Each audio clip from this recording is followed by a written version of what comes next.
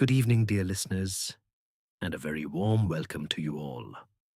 Wherever you are tuning in from tonight, maybe cozied up in bed, listening from your favorite quiet corner at home, or perhaps relaxing somewhere peaceful with the world fading away outside. I'm so glad you've joined me here. Take a slow, deep breath. Let your shoulders drop. Maybe pull the covers up a bit higher and feel the day gently slip away. Let the story begin. In the opulent drawing rooms of a Georgian townhouse overlooking Merrion Square, Dublin, the Irish Literary Preservation Society gathered for a weekend symposium in the autumn of 1937. Every guest played their cultured role amid the scent of hothouse lilies and Cuban cigar smoke.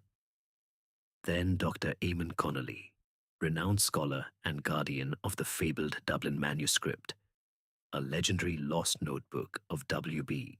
Du Yeats containing unpublished poems and occult annotations from the Irish literary revival, was found dead at his desk, a rare Venetian glass dagger in his heart.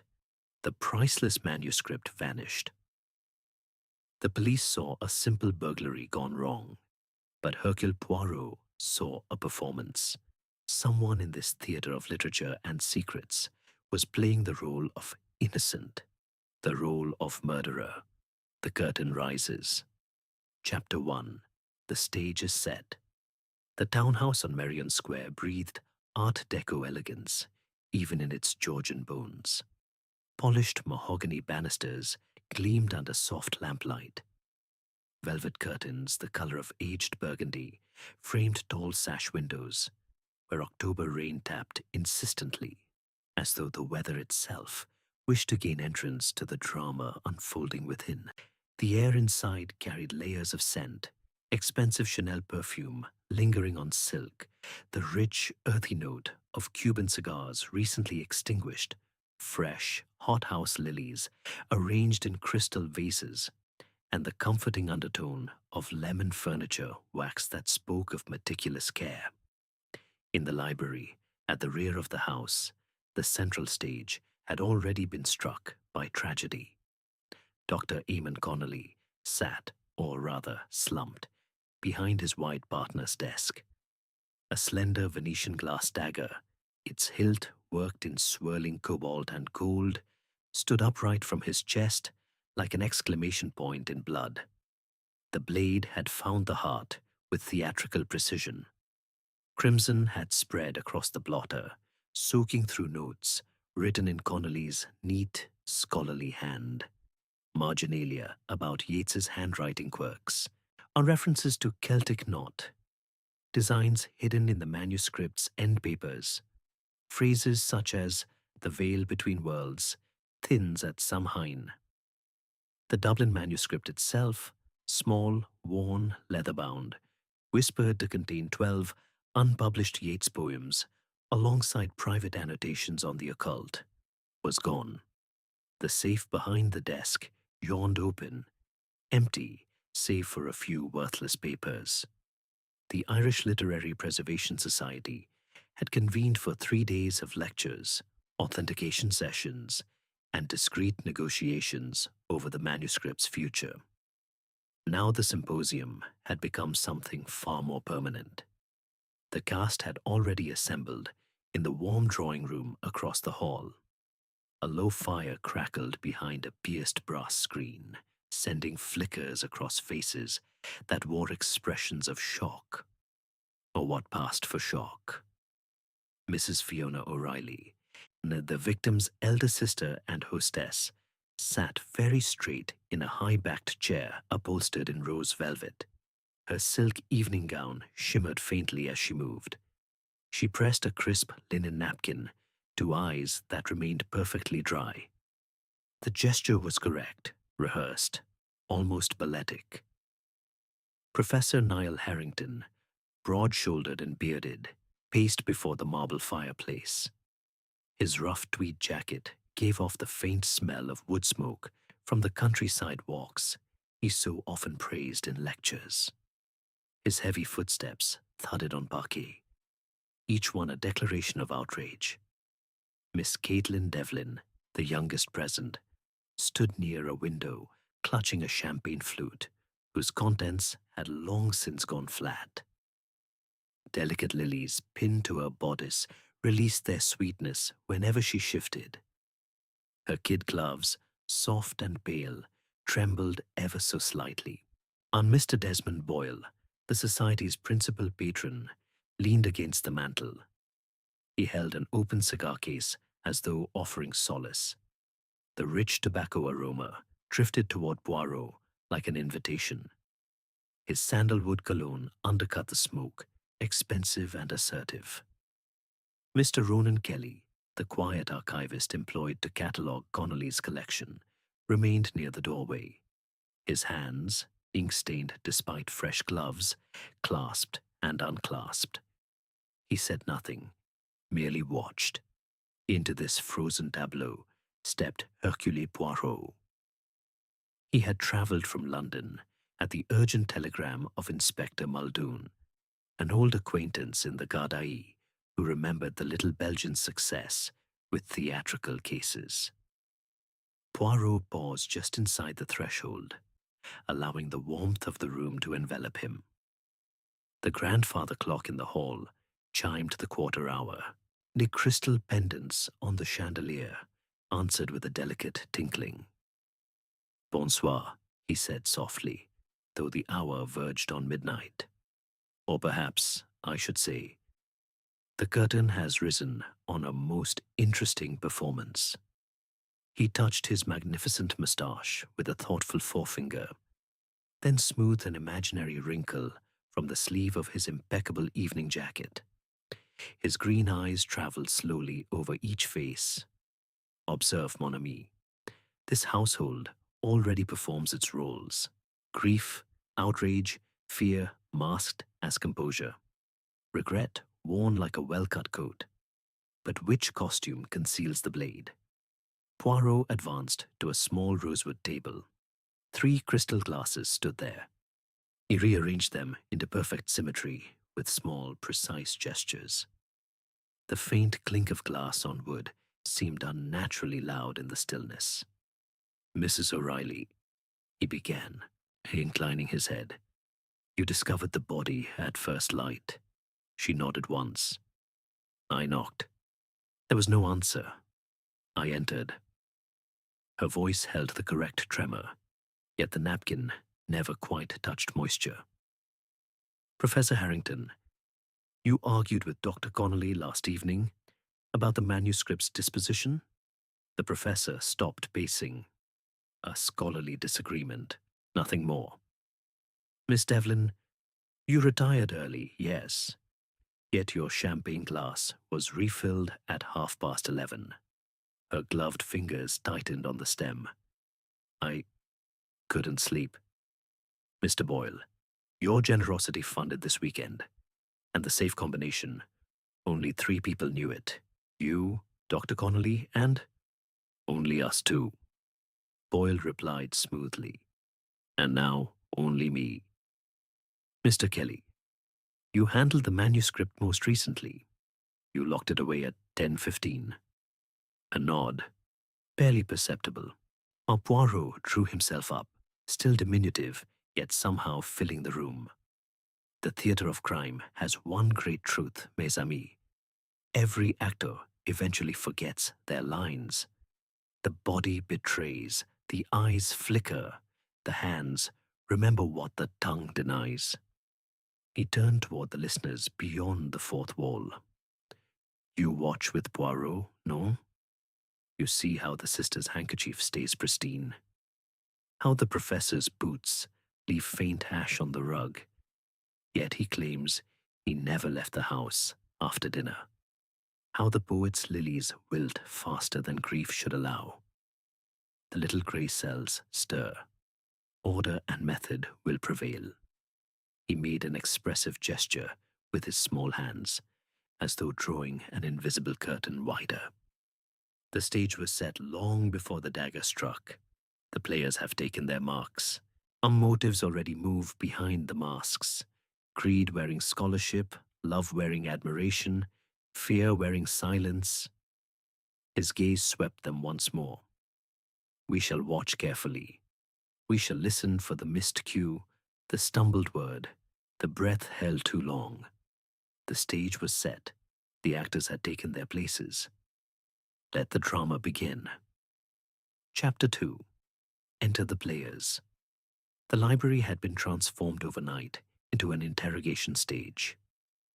Morning light filtered through heavy velvet curtains, catching motes of dust that danced like reluctant extras. The grandfather clock in the hall continued its measured ticking, each chime a reminder that time itself was now an accomplice in the drama.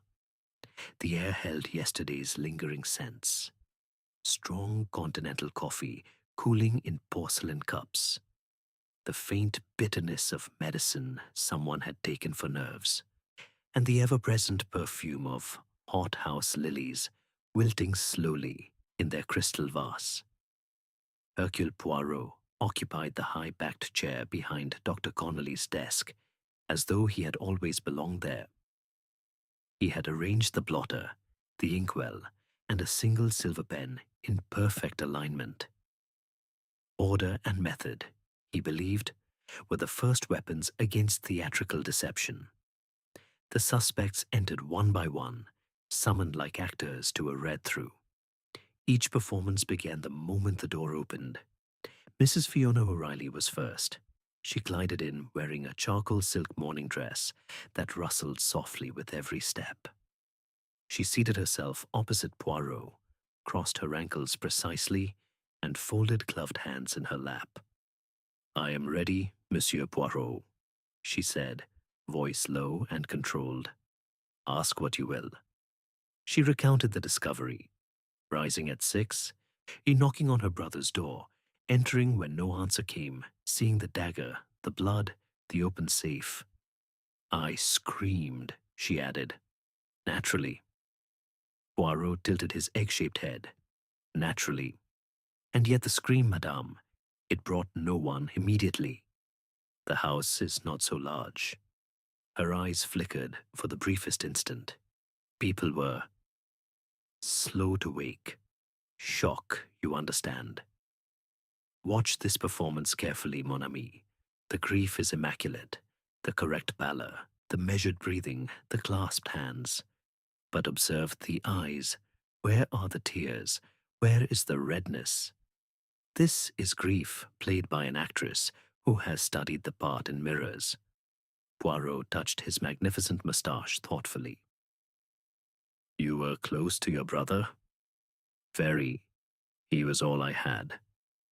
"Yet you argued the evening before about money and the manuscript's potential sale." Her chin lifted a fraction. "Family discussions. Nothing sinister." Next came Professor Niall Harrington. He strode in like a man accustomed to lecture halls, tweed jacket still carrying the faint aroma of wood smoke from last night's terrace cigar. He did not sit immediately. He paced twice before the bookshelves, then dropped heavily into the chair. "Appalling business," he boomed. Connolly was a giant in Yeats studies. This dagger, Venetian 16th century, from his own collection. Someone knew exactly where to look. Poirot made a small gesture with his hands. "And you, Professor, where were you between 11 and 1? "Walking, clearing my head along the canal. A night watchman saw me near Bagot Street Lock at midnight. Convenient. Truth often is."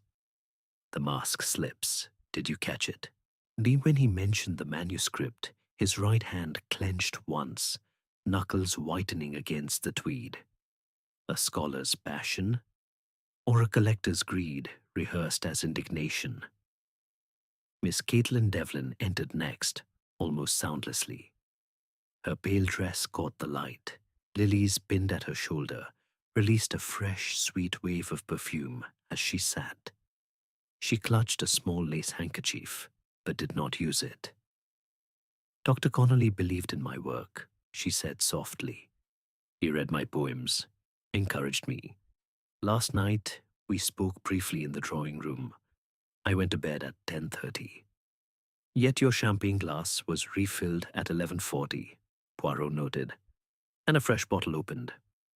I returned for a moment. I couldn't sleep. Her gaze slid toward the fireplace. There, among the ashes, Poirot had earlier noted fragments of scorched paper, half a page bearing Caitlin's distinctive looping hand. Ask yourself, why does the poet avoid looking at the grate? Why do her fingers twist the handkerchief into knots when the subject turns to the manuscript's annotations? Mr. Desmond Boyle followed, expansive and jovial despite the hour. He carried the scent of sandalwood cologne and expensive leather. He offered Poirot a cigar from a slim case. Poirot declined with a polite wave. I funded this entire weekend, Boyle said, settling into the chair with the ease of a man used to owning rooms.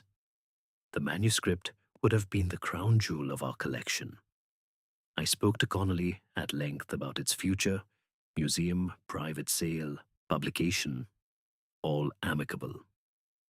Your telephone call to London at 11:15? Poirot prompted. Business. My broker. You may verify. Too perfect, too rehearsed. Truth stumbles, mon ami. Lies flow smooth as champagne poured by an expert waiter. Last came Mr. Ronan Kelly, the archivist. He hesitated at the threshold, then stepped forward on quiet feet. His gloves were immaculate, yet Poirot noted a faint ink stain at one cuff. I locked the manuscript in the safe at 10:15, Kelly said in a near whisper. Dr. Connolly checked it himself. I retired to my room and read until midnight. You handled the notebook most recently, Poirot observed. You would recognize any page, any annotation. Yes, Yeats's hand is unmistakable, spidery, impatient. His voice cracked on the word unmistakable. The hands in his lap trembled once, then stilled. Poirot rearranged 3 paper clips on the desk into a tiny equilateral triangle. You're all accomplished performers, he said softly. Each of you has taken the stage with confidence. The grieving sister, the outraged colleague, the innocent poet, the generous patron, the humble scholar. Bravo! But the theatre demands consistency. And already there are missed cues. He leaned forward slightly, green eyes gleaming. You watch with Poirot, no? You see how Mrs. O'Reilly's gloves never quite relax. How Professor Harrington's boots carry trace ash from inside the house, not the canal path. How Miss Devlin's lilies wilt as though exposed to heat, yet she claims she never approached the fire. How Mr. Boyle's cigar case opens and closes too often, a nervous tick disguised as generosity. How Mr. Kelly's ink stain appears fresh this morning. The careful observer, and you are becoming careful, mon ami will notice these small betrayals. The body speaks when the script falters. Poirot stood, small yet commanding. The players have entered. The lines have been spoken. But who among you performed truth, and who performed lies? He made an expressive gesture toward the empty safe. Someone in this room knows where the Dublin manuscript now rests. Someone knows why the dagger was chosen. Personal, intimate, a prop from the victim's own collection. The psychology, it is everything. The grandfather clock struck the hour. The chandelier answered with a faint, crystalline sigh. Every actor had taken their mark. But who played truth, and who played the murderer? Chapter 3. The first act. The rain had settled into a steady, theatrical patter against the tall windows of the townhouse.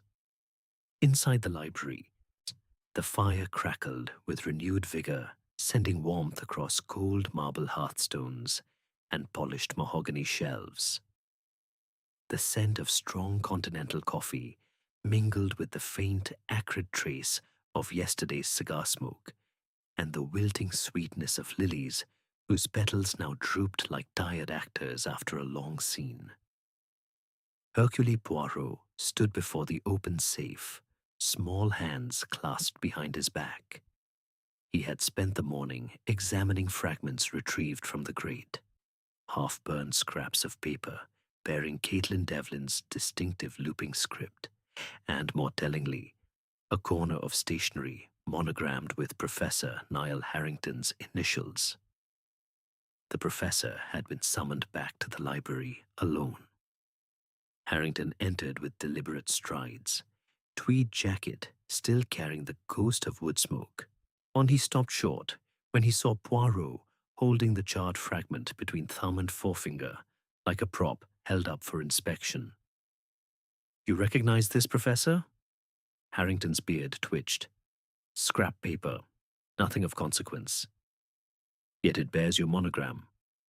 And the words, 'must realize the value exceeds scholarly interest,' in your hand. Written to Dr. Connolly, I think, the night before he died." The professor drew himself up. "A private letter. I burned it myself after our discussion grew heated." "Discussion?" Poirot echoed softly. "Or ultimatum?" Harrington's heavy boots shifted on the parquet. "I needed funds. The university has slashed budgets. The manuscript, properly placed with a collector, could have secured my department for years. I suggested he consider a discreet sale. He refused, vehemently." Poirot tilted his egg-shaped head, so vehemently that you argued loudly enough for the entire household to hear. And then, conveniently, you took your walk along the canal. I have the night watchman's word. Mais oui. Yet your boots this morning carried fine grey ash, not canal mud, but the ash from this very fireplace. You returned to the house after midnight, Professor. You entered the library again." Harrington's face flushed beneath the beard. The performance of scholarly outrage began to strain at the seams. His right hand clenched, knuckles whitening against rough tweed. "The mask slips. Did you catch it?" Poirot murmured, almost to himself. "The body betrays when the script falters." The director method. The performance professor, Harrington, stands tall, voice resonant, gestures broad, as though addressing a lecture hall. The indignation is textbook. Chin raised, eyes flashing, shoulders squared, in righteous defense. The tell yet, when the subject turns to money, his fingers drum an uneven rhythm on his thigh. A truly outraged man maintains steady fury. This staccato betrays calculation, rehearsal, the pulse of a mind still scripting the next line. The psychology. I'm reminded of the Ackroyd affair some years ago, where a man performed shock and virtuous anger so convincingly that even the household, and for one shameful moment, Hercule Poirot himself, was deceived. He had practiced before his shaving mirror, the exact widening of eyes, the precise drop of the jaw, the measured tremble in the voice. But he made one fatal error. When the moment of greatest supposed distress arrived, and he reached for his cigarette case with a hand perfectly steady. A man in genuine shock does not possess such composure. The body knows the truth, even when the face lies most eloquently. The little grey cells understand this. The psychology beneath the performance is merciless. Here, too, the professor's anger is costume, tailored and pressed. The truth. Therefore, Harrington coveted the Dublin Manuscript, not for the advancement of learning, but for the advancement of his bank account. His walk was cover. His return to the house was purpose. You see it now, non? The theatre crumbles when greed forgets its lines. Harrington exhaled sharply. I didn't kill him. I wanted the sale, yes, but murder, absurd. Absurd performances often hide the most dangerous truths, Poirot replied. He rearranged 3 crystal paperweights on the desk into perfect alignment. The first revelation has come, mes amis. Greed has worn the mask of intellectual passion. But there are other masks yet to crack. The tension in the room thickened like smoke from a dying cigar. Outside, rain drummed harder, a restless audience growing impatient. You watch with Poirot, non? You see how the professor's shoulders have dropped, just a fraction, when money was named outright. How the outrage that once boomed now sounds thinner, strained. If you were hiding guilt, how would you perform innocence? Would you pace? Would you shout? Or would you stand very still, letting silence do the acting for you? Consider the psychology. What role does this man need to play to survive the spotlight? The outraged colleague, the wronged scholar, or something darker, something that whispers of profit over poetry? The first act has unfolded. Motives stir behind the curtains. Someone in this elegant house has already forgotten a line, and the audience has noticed. Poirot turned toward the rain-streaked window, green eyes reflective in the glass. The tension rises. Someone will break character soon. The spotlight of truth moves slowly. But it moves. He made an expressive gesture with his small hands, as though parting an invisible curtain wider. The first act concluded. Some masks had cracked. More would follow. Chapter 4. Rehearsed lines. Late afternoon light slanted through the tall windows of the drawing room, turning velvet curtains the color of old port and gilding the edges of crystal decanters on the sideboard. The fire had been freshly stoked. Logs crackled and spat, sending bursts of warm resinous scent to mingle with the fading perfume of lilies and the lingering trace of Mr. Boyle's sandalwood cologne. A tray of strong continental coffee stood untouched, cups cooling, steam long vanished. Hercule Poirot had summoned them all, not separately this time, but together. The cast assembled once more, though the stage felt smaller, the air thicker with unspoken pressure. He stood near the marble mantel, small and precise, smoothing an imaginary wrinkle from his sleeve with deliberate care. Mesdames et messieurs, he began softly, we have moved beyond the opening scenes. The first act has closed. Masks have cracked. Now we test the scripts you have so carefully rehearsed. He turned first to Professor Niall Harrington, who sat rigid in a wing chair, tweed jacket buttoned as though armor. Your alibi, a professor, the night watchman at Baggot Street Lock. I have spoken with him this morning. He recalls a man in tweed, yes, but he also recalls the timepiece on the lock house wall showed 12:40 when you passed. Yet you claim to have left the house at 11 and returned only at 1:30. 35 minutes unaccounted for. Where were you, truly? Harrington's beard bristled. I walked slowly. I stopped to think. Think, Poirot echoed. Or return here, enter by the garden door, whose lock shows fresh scratches, and confront Dr. Connolly once more. The professor's hand rose instinctively to his lapel, fingers gripping too tightly. The performance strained. The voice that had boomed now sounded thinner. Absurd, he muttered. Poirot's green eyes gleamed.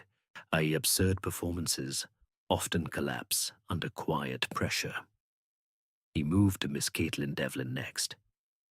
She stood near the window, pale dress catching the dying light. Fresh lilies replaced that morning, but already wilting in the heat from the fire. Her kid gloves twisted in her hands. You returned to the drawing room at 11:40, mademoiselle, A fresh bottle of champagne was opened, yet no one else recalls sharing it with you. And the fragments in the grate, your handwriting, a half-finished poem addressed to Eamon, intimate, passionate. You burned it after his death. Her breath caught audibly. It was private, a youthful fancy, nothing more. Yet the ink was still wet when burned, Poirot observed. You returned to the library after midnight, did you not? To speak with him, to plead, or perhaps to threaten. She shook her head too quickly. The lilies trembled. Poirot tilted his head. Too perfect, this innocence. Truth does not rehearse its trembling so exactly. Mr. Desmond Boyle leaned forward, expansive as ever, though his cigar case now remained closed. My telephone call to London is verified, he said smoothly. My broker confirms the time and the safe combination. I shared it only with Eamon. I had no need to steal what I helped finance. Yet you argued with him at dinner, Poirot countered, over the manuscript's destination. You wished it sold to an American collector. For a finder's fee, perhaps. You knew the dagger's hiding place in the desk drawer. An intimate detail. Boyle's smile faltered for the first time. Speculation. Speculation, Poirot agreed mildly. But the psychology fits. Generosity performs so well when it masks self-interest. Finally, Mr. Ronan Kelly, silent until now, shifted in his corner chair. His gloves were immaculate, yet a fresh ink stain had appeared at the cuff since morning. You catalogued every page, Poirot said gently. You would know if a single sheet were missing. Yet you said nothing of the torn corner found beneath the desk, a corner bearing Yeats's hand, but with your own pencil note in the margin, verify authenticity before sale. You feared forgery, perhaps? Or planned one? Kelly's voice was barely above a whisper. I only wished to protect the collection. Protect, Poirot repeated, or possess. The room fell silent save for the fire's soft crackle and the distant patter of rain on glass. Tension coiled like a spring. You watch with Poirot, no. You see how Professor Harrington's knuckles have turned white, how Miss Devlin's breathing has quickened, yet no tears come, how Mr. Boyle's expansive gestures have shrunk to folded arms, how Mr. Kelly's eyes dart to the door as though seeking escape. The careful observer, and you are becoming very careful, mon ami, will notice these small fractures. Rehearsed lines falter when the prompter is absent. Guilt whispers in the silences between words. Poirot arranged 3 silver coffee spoons in perfect alignment on the tray. The scripts are failing. Alibis crack like thin ice. Performances that once flowed now stumble. Truth needs no rehearsal. It simply is. He drew himself up, diminutive, yet filling the room with quiet authority. Someone here knows the manuscript's present hiding place. Someone chose the dagger because it was personal, because it would point suspicion everywhere and nowhere. The psychology, it is everything. Fear performs as confidence. Love performs as indifference. Greed performs as grief. He made an expressive gesture with his small hands, as though drawing invisible threads taut. The second act draws to its close. The curtain trembles. Soon, someone will forget their final line. Rehearsed lines began to falter. The script was failing. Chapter 5. The mask slips. Twilight had fallen over Merrion Square. The drawing-room lamps had been lit, casting pools of amber across polished mahogany and velvet upholstery. The fire burned low now, its crackle subdued, as though the house itself held its breath. The air was heavy, with the mingled scents of cooling coffee, fading lilies, and the sharp, A medicinal trace of brandy someone had poured, but left untouched. Rain still tapped the windows, a steady, patient rhythm. Hercule Poirot had requested they gather once more, this time in the library itself, the very stage where the tragedy had opened. The Venetian dagger had been removed, but the blood-stained blotter remained, covered now by a crisp white cloth. The empty safe gaped behind the desk like an open mouth. The cast assembled reluctantly. Professor Harrington stood near the bookshelves, arms folded tightly across his tweed jacket. Mrs. O'Reilly sat in the high-backed chair she had occupied the first night, silk gown replaced by somber wool, yet posture still impeccably straight. Mr. Boyle leaned against the mantel, cigar unlit between his fingers. Mr. Kelly hovered near the door, gloved hands clasped. Miss Caitlin Devlin stood apart by the window. Fresh lilies replaced yet again, though these two already drooped in the warm room. Poirot positioned himself behind the desk, small hands resting lightly on its edge. He had arranged nothing this time. No paperclips, no glasses. The stage needed no further props. Mes amis, he began quietly. We have reached the moment every performance dreads. The spotlight narrows, the lines run out. One of you will no longer be able to sustain the role. He turned slowly toward Miss Caitlin Devlin. Mademoiselle, your performance has been the most delicate. The innocent poet, the grieving protege, the wide-eyed admirer who could not possibly harm her mentor. You have wept on cue, trembled on cue, avoided the fireplace on cue. Magnifique. Yet truth does not rehearse so perfectly. She lifted her chin. I loved him, she said, voice soft but steady. As a teacher, as inspiration. Love, Poirot repeated. Ah, yes, love performs as indifference so often. But beneath indifference, obsession. Beneath obsession, fear. He stepped closer. You were his secret lover, were you not? For 6 months. Late-night readings in this very room, poems exchanged, promises made. Then last week, he told you the truth. The manuscript would be sold to an American collector. The money would secure his retirement, and yours would be forgotten. No dedication in the published volume, no shared credit, no future. Her gloved hands clenched at her sides. The lilies trembled violently.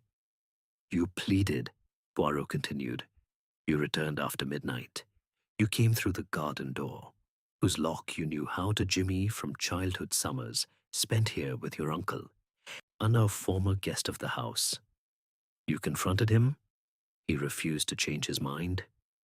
In rage, in terror of losing everything, you reached into the drawer where he kept the dagger. A gift from you, was it not?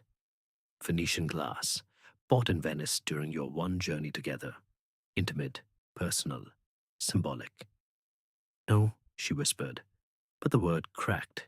Poirot's voice remained gentle, almost kind. The mask slips completely now. Observe, mon ami, the tears come at last. But they are real this time. Salt burns the cheeks. The shoulders shake without rehearsal. The breath catches in sobs that cannot be controlled. Miss Devlin's composure shattered. She sank to her knees on the parquet, silk pooling around her like spilled ink. The lilies fell from her bodice and lay crushed beneath her. A raw animal sound escaped her throat. Grief, rage, the guilt braided together. I didn't mean to kill him, she cried. I wanted him to see me, to choose me. The manuscript was ours, our secret. He was going to throw it away for money. I only wanted him to stay. The room froze. Professor Harrington exhaled sharply. Mrs. O'Reilly pressed a hand to her mouth. Mr. Boyle set the unlit cigar down with deliberate care. Mr. Kelly stepped backward until his shoulders met the door. Poirot knelt beside her, not touching, but close enough that she could feel the calm authority of his presence. The crucial insight, mademoiselle, is this. You alone knew the dagger's exact hiding place. Not in the display case, in the locked drawer beneath the blotter. A secret compartment you yourself had shown him how to open. For safekeeping, you said. Only a lover would know such intimacy. Only a lover would choose such a personal weapon. Her sobs quieted to shuddering breaths. I burned the poem I wrote him that night. I thought, if no one knew. Yet the ink remained damp, the ashes still warm when found.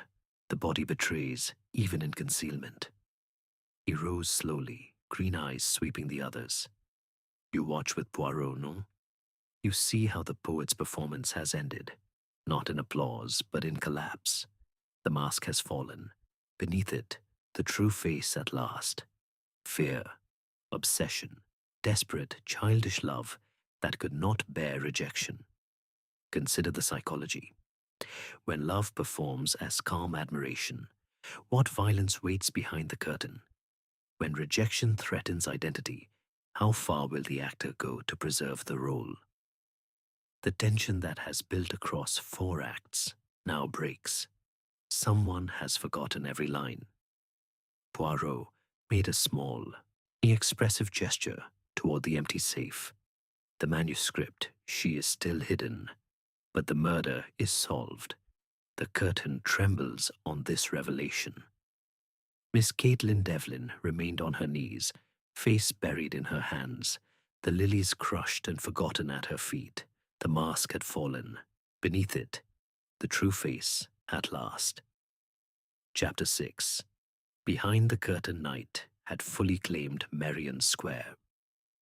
The drawing-room lamps burned low, their silk shades diffusing a soft amber glow across velvet sofas and polished side tables. A fresh fire had been laid.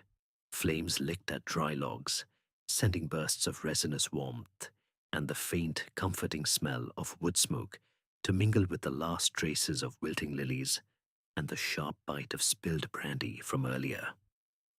Outside, rain had eased to a fine mist that blurred the street lamps into hazy halos. The Hercule Poirot had requested privacy. No garde, no servants. Only the cast remained, though the atmosphere had shifted. The performance of innocence had cracked wide. Now the backstage lay exposed. He stood near the tall windows, small hands clasped behind his back, watching reflections in the rain-streaked glass. Mes amis, he said quietly, the murderer has been named. But the drama is not yet complete. The dagger struck the heart, oui. But why was the manuscript taken? Not for money alone, not for scholarship alone. There are connections hidden deeper, behind the curtain of every relationship. He turned first to Mrs. Fiona O'Reilly. Madame, you played the devoted sister flawlessly. Yet you knew of your brother's affair with Miss Devlin. You overheard their late-night whispers more than once. You disapproved violently, not from prudery, but from fear. Fear that scandal would destroy the family name and, more importantly, the value of the collection you hoped to inherit. Mrs. O'Reilly's gloved hands tightened in her lap. I protected his reputation. Protected, Poirot echoed, or controlled. You pressed him to sell the manuscript quietly to an Irish buyer who would keep it private. An American sale would bring publicity. Publicity would reveal the affair. You argued the night before his death. You threatened to expose Caitlin if he proceeded. Her chin lifted, but the gesture lacked conviction. I would never harm him. Yet you knew the combination to the safe. You gave it to him years ago, for emergencies. Next, Poirot regarded Professor Niall Harrington. You, Professor, performed the outraged rival, but the truth is more intimate. You and Dr. O'Connolly were once collaborators, close enough that he shared the manuscript's location with you alone, beyond even his sister. You had been lovers in youth, during university days in Galway, a passion long cooled, yet never quite extinguished. When he chose to sell abroad, you felt not only financial loss, but betrayal of an old bond. You returned that night not to argue, but to beg. When begging failed, rage took the stage. Harrington stared into the fire. His broad shoulders sagged. It ended decades ago. I respected him still. Respect, Poirot murmured, can mask obsession as easily as love can mask hate. Mr. Desmond Boyle shifted uncomfortably, the unlit cigar now forgotten between his fingers. You financed the symposium, monsieur, but your interest was never purely altruistic. The American collector you championed was your cousin, a man who promised you a substantial commission. You knew Connolly would never sell to a private buyer if the Irish government claimed cultural patrimony, so you encouraged the forgery rumors, subtle whispers that the annotations might not be Yeats's hand at all. If authenticity fell into doubt, the price would drop and your cousin could acquire it cheaply. Boyle exhaled sharply. Business, not murder. Business that required the manuscript to disappear temporarily. You knew the dagger's location. You could have taken it yourself. Finally, Mr. Ronan Kelly stepped forward, unbidden. I was the quiet one, he said, voice trembling. But I knew the most. I catalogued every page. I discovered the forgery, not by Connolly, but by an earlier owner decades ago. Yeats never wrote those occult notes.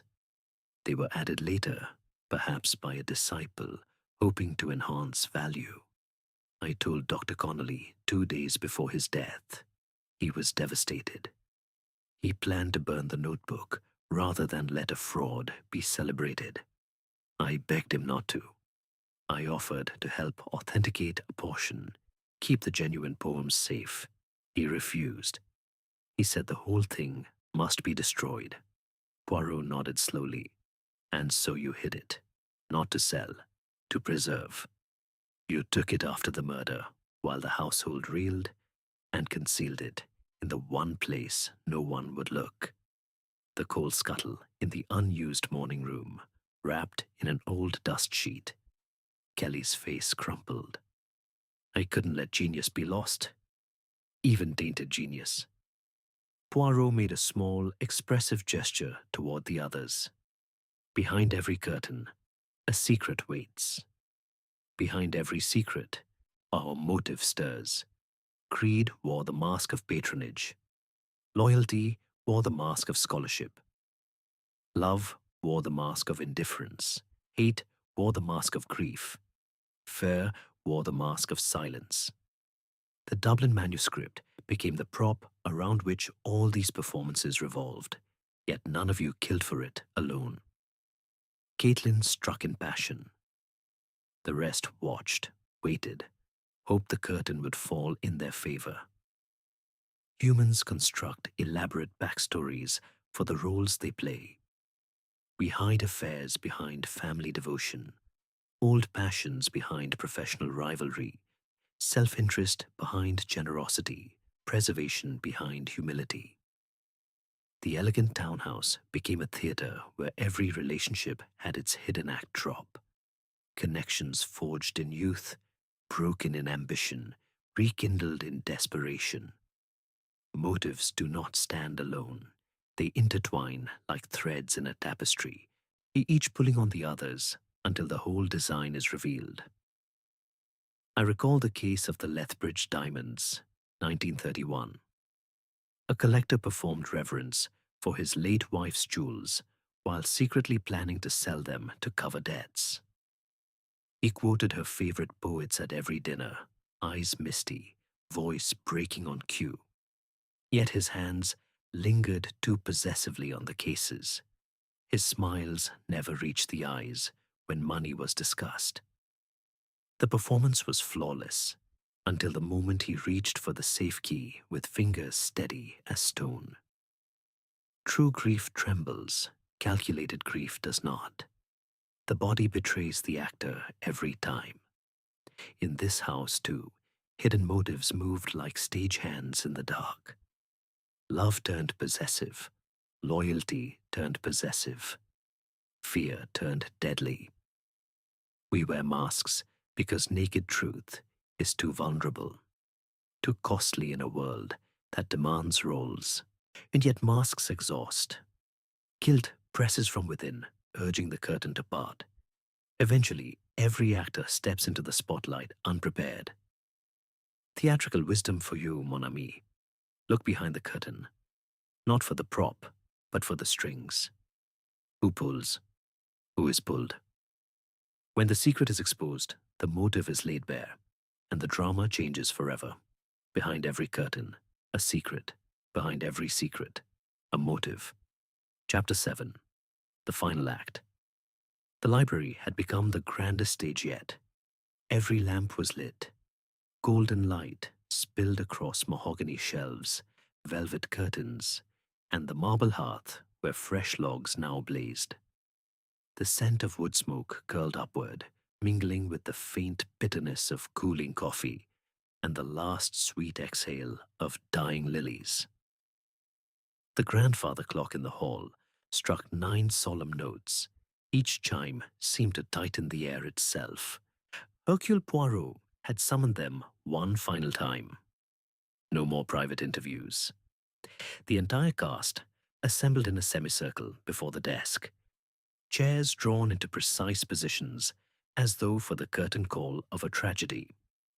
Mrs. Fiona O'Reilly sat rigid, gloved hands folded.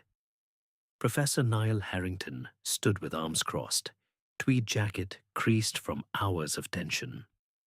Mr. Desmond Boyle occupied the largest armchair, cigar case closed for once. Mr. Ronan Kelly remained near the door, shoulders hunched. Miss Caitlin Devlin sat apart, face pale and swollen from earlier tears, fresh lilies absent tonight. Poirot stood center stage behind the desk. He had arranged nothing. No paper clips, no glasses. The empty safe gaped behind him like an open proscenium arch. His small figure somehow commanded the room entirely. Mesdames et messieurs, he began, a voice soft yet carrying to every corner. You have each performed for Hercule Poirot, some truthfully, some not. The time has come to review the performances. Let us lower the masks together. He turned first to Mrs. O'Reilly. You, madam, played the grieving widow, pardon, the grieving sister, with impeccable dignity. The dry handkerchief, the steady voice, the silk gown smoothed at every moment of distress. Bravo. But grief performed so perfectly leaves no room for the genuine article. You knew of the affair. You feared scandal would ruin the family legacy you intended to inherit. You knew the safe combination. Yet you did not strike. Your role was watcher, not killer. Her lips pressed thin. She gave the smallest nod. Poirot moved to Professor Harrington. You performed the loyal colleague outraged by betrayal.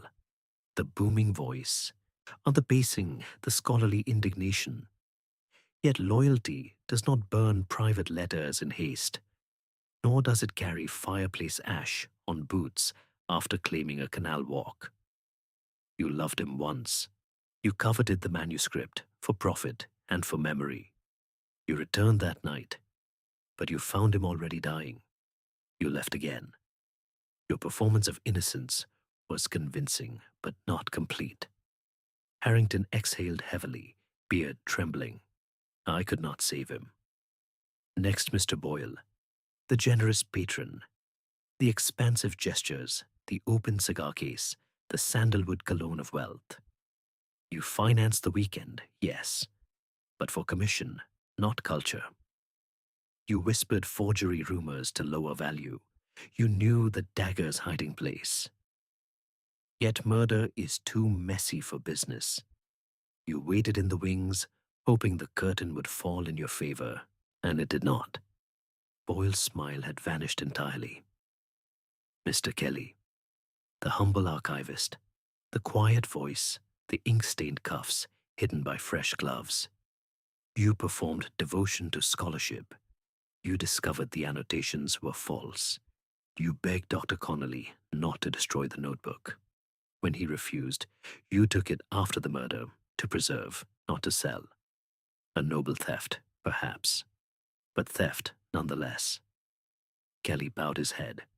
I only wanted the poem saved. Poirot turned at last to Miss Caitlin Devlin. And you, mademoiselle, you gave the most convincing performance of all. The innocent poet, the trembling admirer, the wide eyes filled with unshed tears, the lilies pinned like badges of purity, magnifique, shock, grief, helpfulness. You played every note, but one small moment when the mask slipped completely. He stepped closer, and voice dropping to a near whisper. You alone knew the dagger was not in the display case, but in the secret drawer beneath the blotter. A drawer you showed him how to open during your stolen evenings here. For safekeeping, you said, a lover's secret. When he told you the manuscript would be sold, erasing your shared dreams, your future, you returned after midnight. You pleaded. He refused. In rage and terror, you reached for the glass blade you had given him in Venice. One thrust, then panic. You took nothing else, only fled, leaving the safe open to suggest theft. But the body remembers. Your hands shook when you later clutched that champagne flute. Your lilies wilted faster than grief should allow, because you stood too close to the fire that night, burning your final poem to him. She stared at him, tears streaming unchecked. The psychology betrays every actor. Love performed as calm admiration becomes obsession when rejected. Obsession performed as innocence becomes violence when cornered. You struck not for money, not for fame, but because he chose to end the role you had written for both of you. A sob broke from her. She covered her face. Poirot drew himself up, small yet towering in the silence. The performance is over. The curtain falls. The truth takes her bow.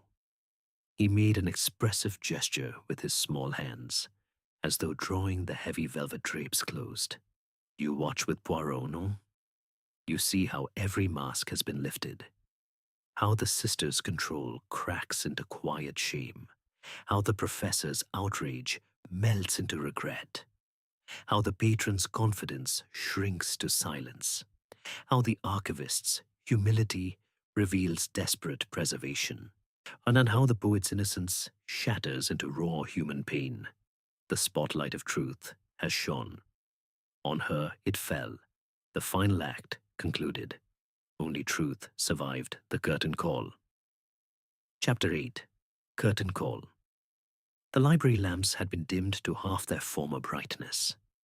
Shadows pooled in the corners, where bookshelves met velvet curtains, and the fire had burned down to glowing embers that sent occasional sparks upward, like final fading applause.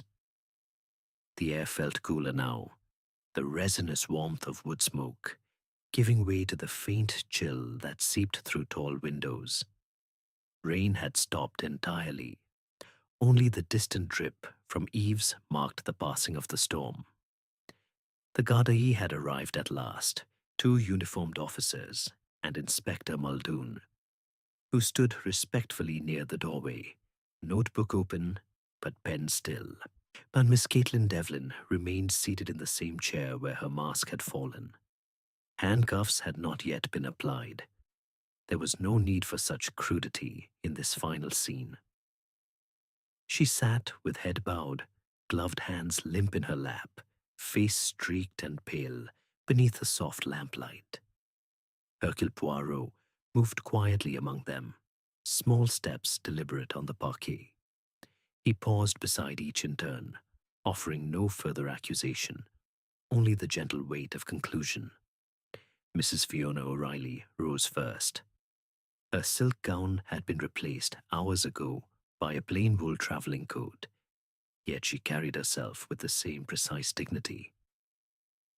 "I shall return to the family house in Wicklow," she said, voice low. "There are papers to sort, memories to arrange."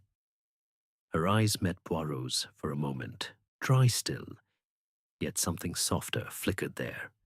Relief, perhaps, or the exhaustion of a long performance finally ended.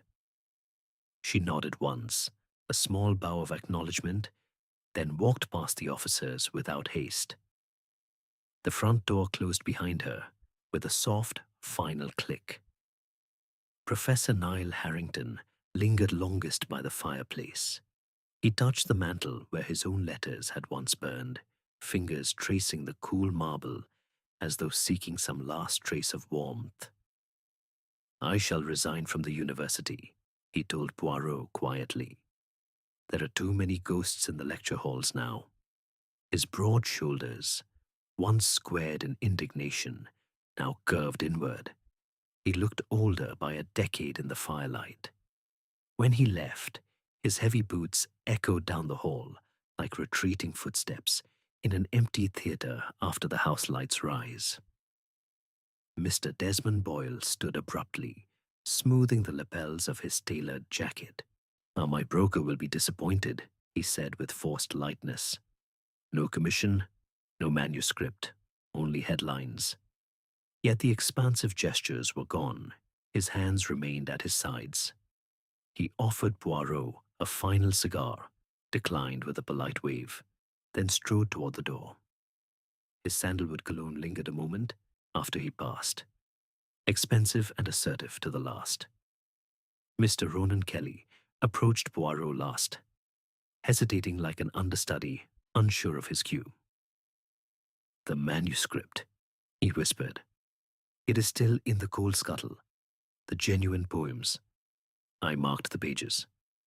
Poirot inclined his head. "They will be returned to the National Library, mon ami, authenticated properly. Your preservation, at least, will serve the truth." Kelly's ink-stained fingers unclenched at last.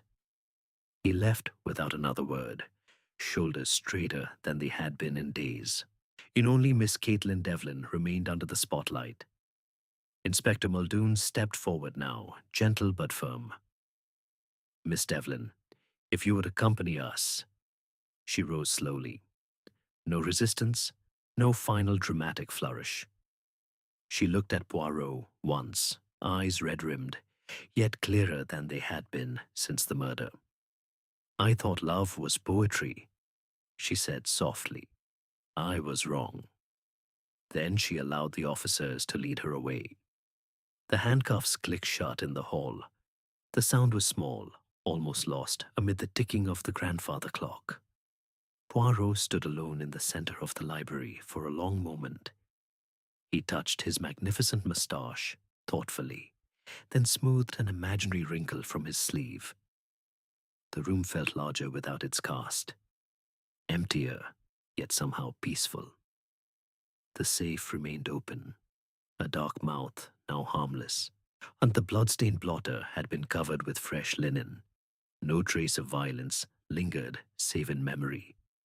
He walked to the window and looked out over the square. Street lamps glowed through lingering mist. A lone cab waited at the curb, its horse stamping softly.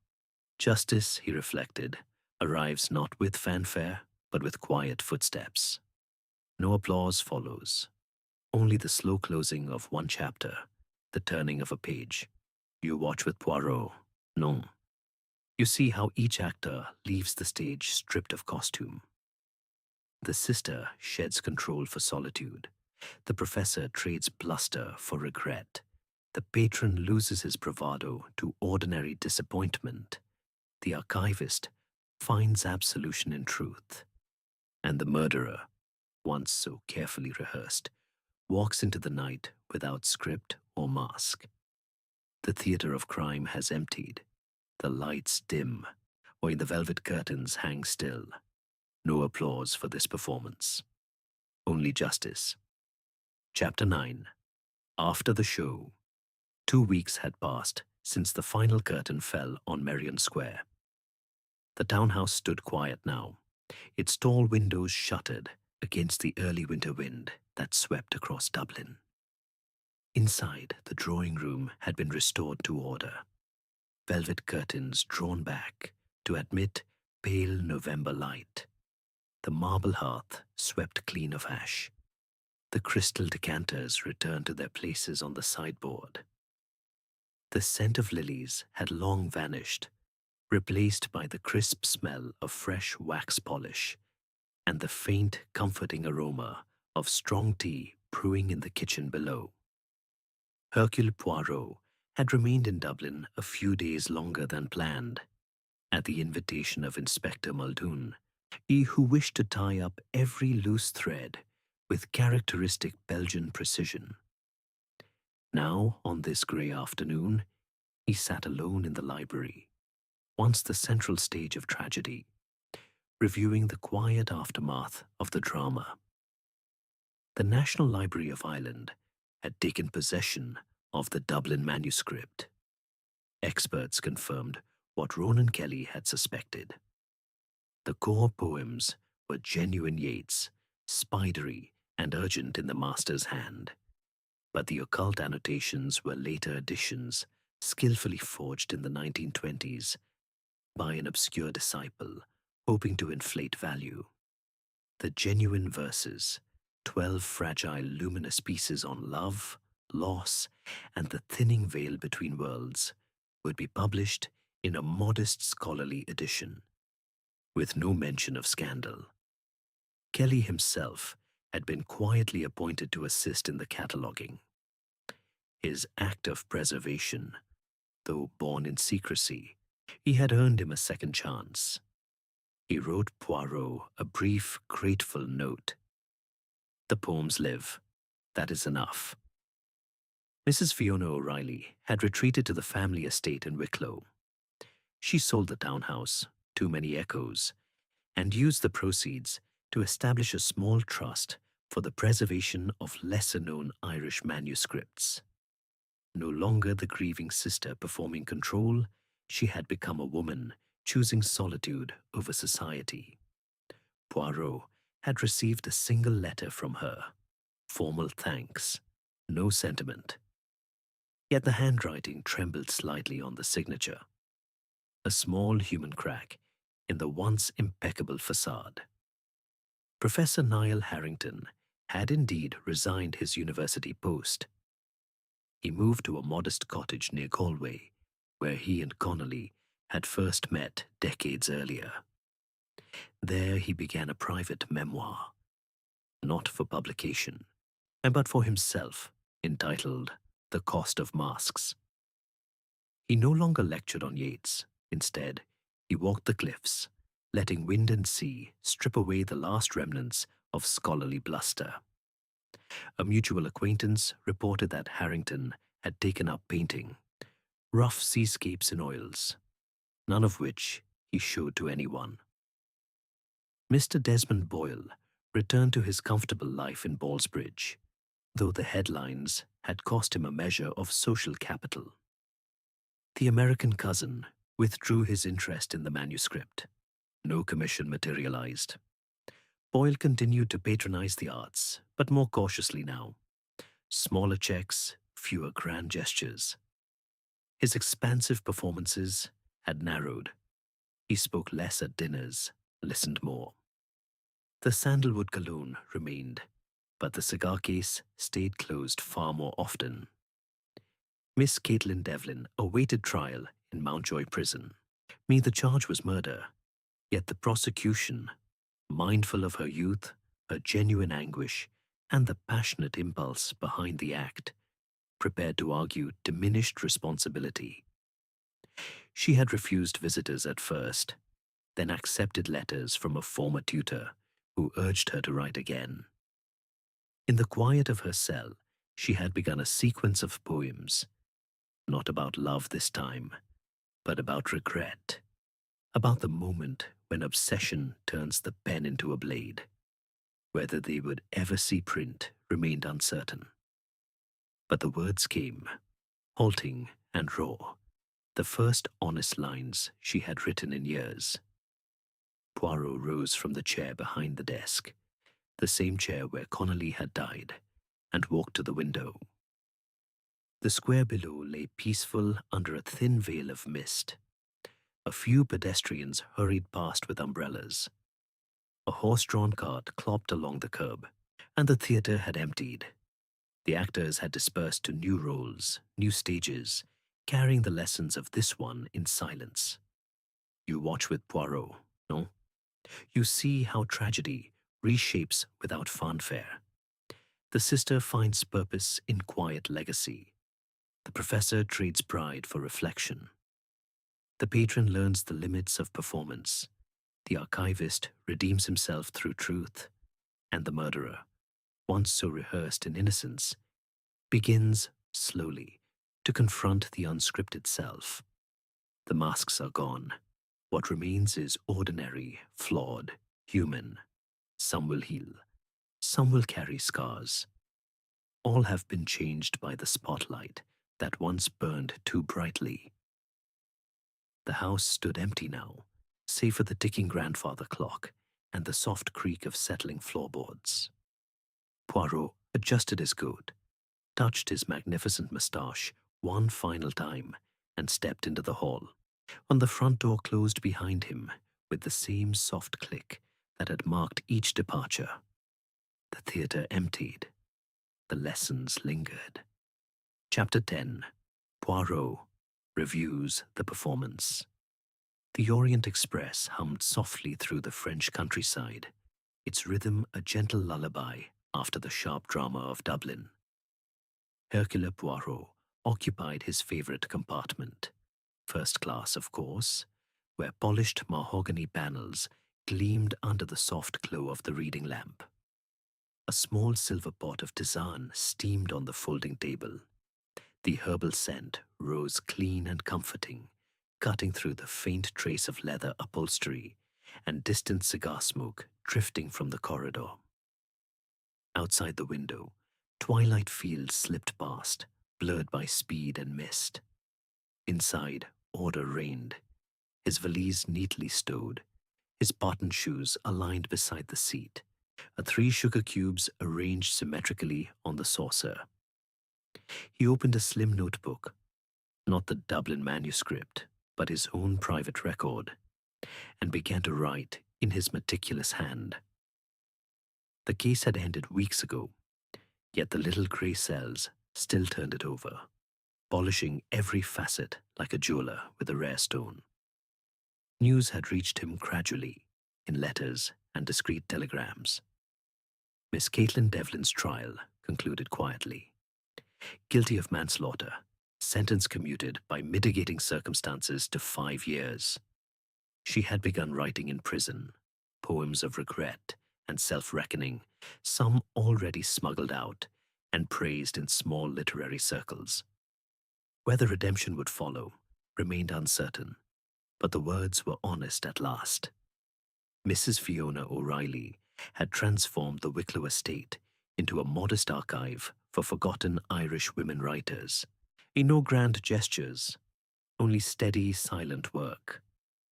Professor Niall Harrington's seascapes, shown to no one, lined the walls of his Galway cottage.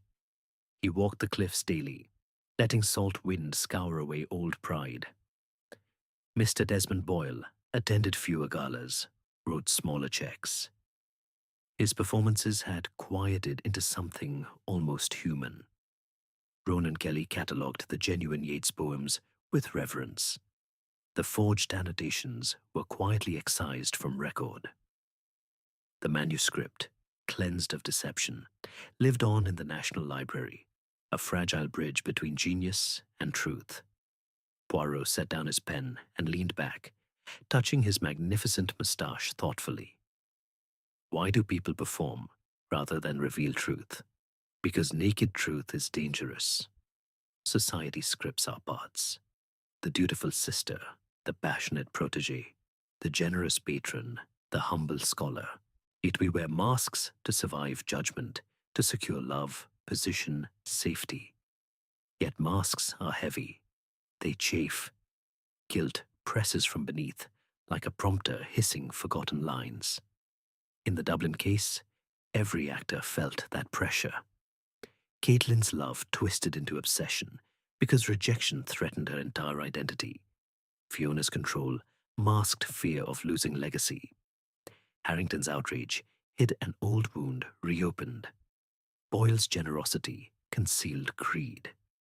Kelly's humility veiled desperate preservation.